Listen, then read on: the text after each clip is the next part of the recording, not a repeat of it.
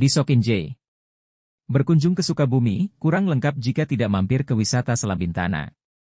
Tempat wisata ini cocok dikunjungi keluarga karena menyuguhkan pemandangan hijau yang luas. Selabintana merupakan sebuah tempat wisata yang memiliki sejarah cukup panjang, karena telah dibangun sejak zaman Hindia Belanda dulu. Walaupun demikian, tempat wisata ini tetap menjadi tujuan berlibur yang menarik bagi banyak wisatawan hingga sekarang.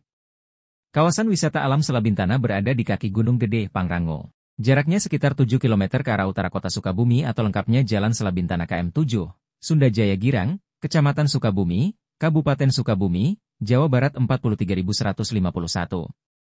Awalnya, tempat ini ditemukan oleh seorang berkebangsaan Belanda, bernama A.A.L. Lene, 1853-1916. Di tempat itu dibangun sebuah hotel pada tahun 1900-an yang hingga kini masih menjadi ikon Selabintana. Di tempat ini, para wisatawan akan mendapatkan jejak sejarah peninggalan Belanda dengan latar belakang Gunung Gede Pangrango yang eksotis. Di masa pemerintahan Hindia Belanda, Sukabumi terkenal sebagai tempat peristirahatan bagi petinggi perkebunan Belanda. Pada saat itu orang-orang Belanda menjadikan Sukabumi sebagai pusat perkantoran untuk mengurus perkebunan yang tersebar di beberapa tempat. Tempat peristirahatan yang dikelilingi perkebunan dan pemandangan cantik Gunung Gede Putri Pangrango memikat hati dan menjadi tempat favorit bagi para warga Belanda untuk mencari udara bersih, sejuk, dan segar. Karena itu dalam waktu singkat kawasan itu mengalami perkembangan yang pesat. Lene sang pendiri kemudian mengubah peristirahatan ini menjadi sebuah hotel dengan nama Hotel Selabintana. Pada tahun 1924, A.E. Lene menyerahkan Hotel Selabintana kepada anaknya Gelene. 1897-1976.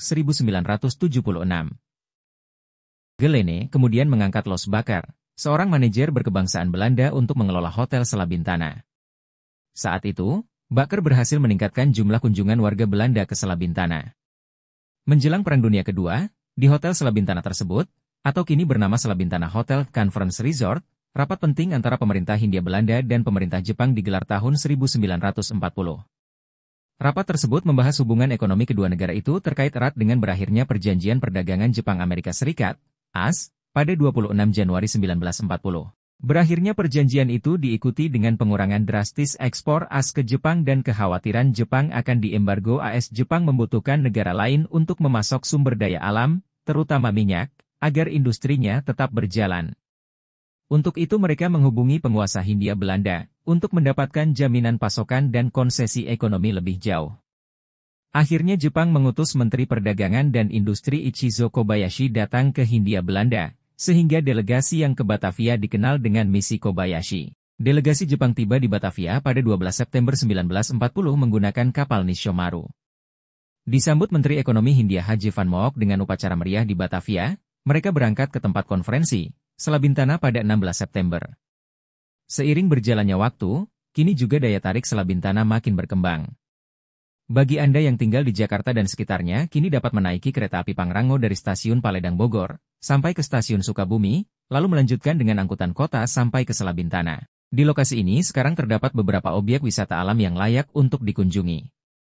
Seperti air terjun Curug Cibeureum, Pondok Halimun yang seringkali dijadikan tempat hiking dan camping, T-Walk di perkebunan Warnasari, dan kebun stroberi di jalur menuju Pondok Halimun. Tak sampai di situ, di sana pengunjung dapat beraktivitas mendidik dan menghibur, yaitu belajar menanam tumbuh-tumbuhan, flying fox, motor ATV, outbound, dan permainan anak lainnya. Dengan beraneka ragamnya atraksi wisata yang tersedia, maka kedatangan pengunjung ke Selabintana dapat merasakan dua hal sekaligus, yaitu merasakan indahnya wisata alam nan hijau dan menyelusuri jejak sejarah peninggalan Belanda pada masa lampau.